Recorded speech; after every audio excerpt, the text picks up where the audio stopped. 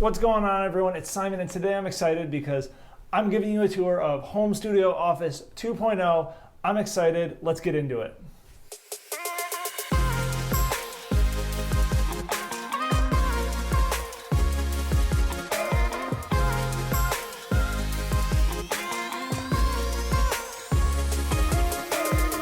If you've been following the channel for a while, you noticed that the last video looked very different from all of the ones previously. And that's because I just recently moved from upstate New York down to Philadelphia.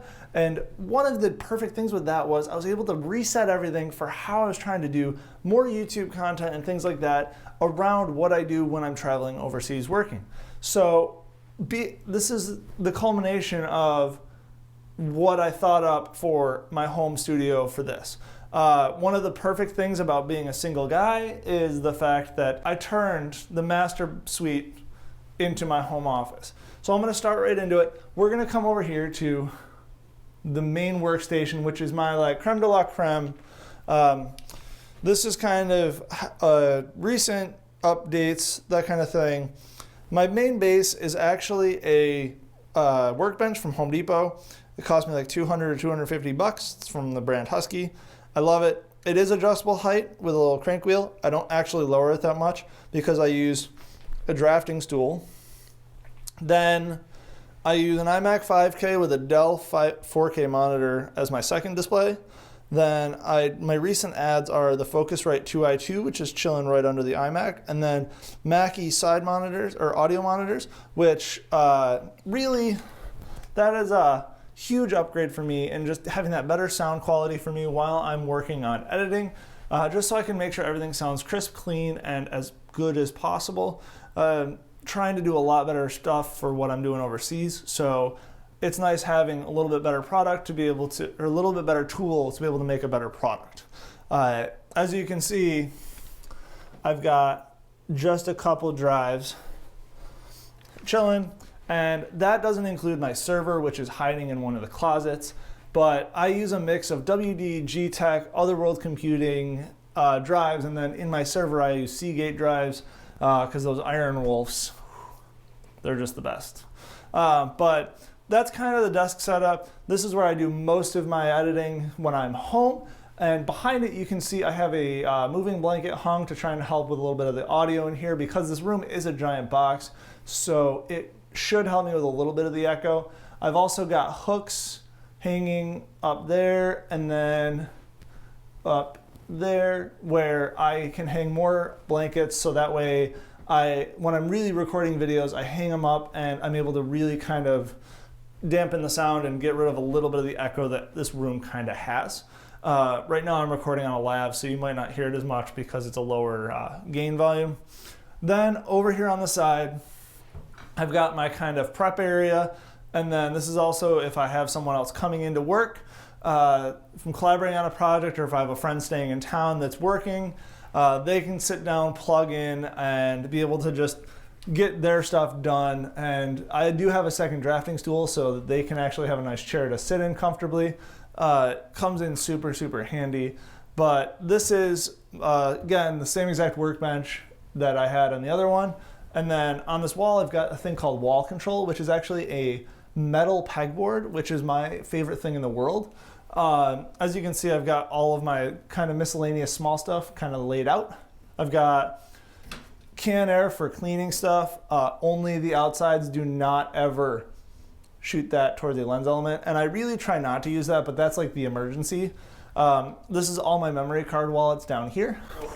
I keep all my memory card wallets organized by what camera, and then I keep a piece of gaffer's tape that matches each color on a camera. So that way if I'm ever working with someone that hasn't worked with me before, I can tell them to grab a specific color memory card wallet, which just makes life a whole lot easier on set because it's one less thing that I have to deal with. Then we've got the Ronin S, which is one of my workhorse tools. There we go, there we go.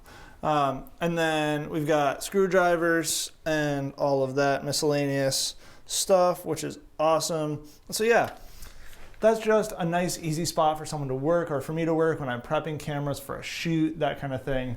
And then we're gonna walk over to what I call the studio area of the room, where I've got a seamless backdrop setup. This is Thunder Gray, using a Varipole system. And then I'm also working on a second set that's gonna face this back wall here. That's gonna be kind of more of like themed with some background of stuff that's from travel.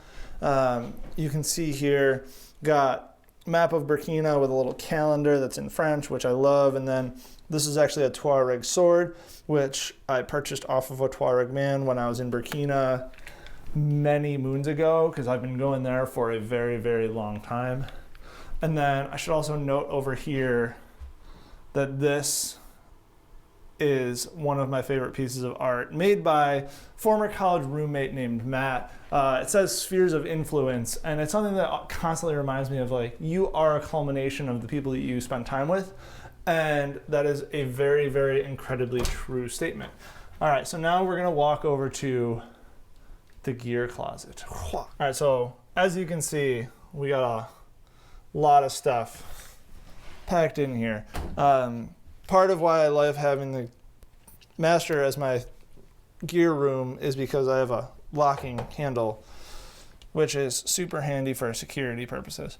As you can see, I've got all sorts of bags. I've got Low Pro, Think Tank, f-stop gear, Mind Shift gear, and then down here we've got the main camera bag. So we've got Streetwalker HD, f-stop gear, Ajna? Question mark? I think it's an Ajna. Hang on, let's check. Oh, sorry, that's the Lotus. Then we've got the Airport International Roller from Think Tank, a Pelican 1510, and then down below is a 1650, which has all my lighting in it. So that's there. Then above that is all of the cameras and that kind of stuff. Hang on, I gotta brighten my exposure a little bit. There we go. Awesome. So I basically try and keep the A7 III ready to roll so I can just grab it whenever. The FS5 is pretty much ready to go for shooting YouTube videos. And then all my other lenses and stuff are chilling back there. And then on the right side, I keep all of my audio stuff. This is my Sennheiser wireless kit, which is nice and handy because I can just grab it and roll out if I have to go shoot something quick. All of my miscellaneous gloves for different weather, or if I'm doing grip on something that's a little more heavy. Above that, we've got all of our ND filters and like some accessory stuff. I don't know if you noticed, but I kind of like Peak Design straps. Might have a thing that I thoroughly enjoy, the Peak Design straps. They're so fantastic for shooting video because you can quickly pop them off and not have to worry about a strap on like a gimbal or something like that. If you're out shooting where it's like going between stills and video, that makes it super, super handy. Just makes it really quick to go back and forth. Now we're gonna swing back in here. And then above, I've got, again, more storage, but I love being organized. So we've got various things, and all of my stuff's labeled, from lens pouches to bag dividers, because when you get a lot of camera bags, you get a lot of bag dividers. LED lights, motion control, tripod parts, and then over here, you've got even more of those little random things. Then at the bottom, I've got bags of grip and electric stuff. That stems from my days of running like a small one-man band production company, which is kind of where things are shifting right now, away from that, but I still have all the stuff, so why get rid of it? Then right here, we've got the battery charging station. Everything is actually Velcroed onto this board. I do need a better battery holding situation. Got to figure that out, so that way it's a little more organized for like separating what types of batteries, so it's easy for me to grab A7 batteries from the FS5 batteries, from the RX100 batteries to AA's. Got a lot of different batteries. So that's generally what's in the gear closet. Again, one of my other favorite rooms. Now we're gonna swing it back, and now we've got kind of the last bit of storage, which is my tripods and stuff like that, which I have another closet here that I can conveniently use for that. I just basically went and got a 1x3 pair of 1x3s from Home Depot, or sorry, 2x3s, and then some hooks, and then I'm holding everything horizontally, vertically. It's different from how I had it at the other space because I'm renting here, so I don't want to cause as much wall damage. I did have a really sweet set of hooks that I made that was custom, that was adjustable and all that, which I really wanted to use, but I can't justify putting that many holes in the wall. So I decided to go against that. And then also being in the closet, it's more hidden, so my landlord was more okay with it, which was a big deal for me because it's less stuff I have to deal with when I go to move out.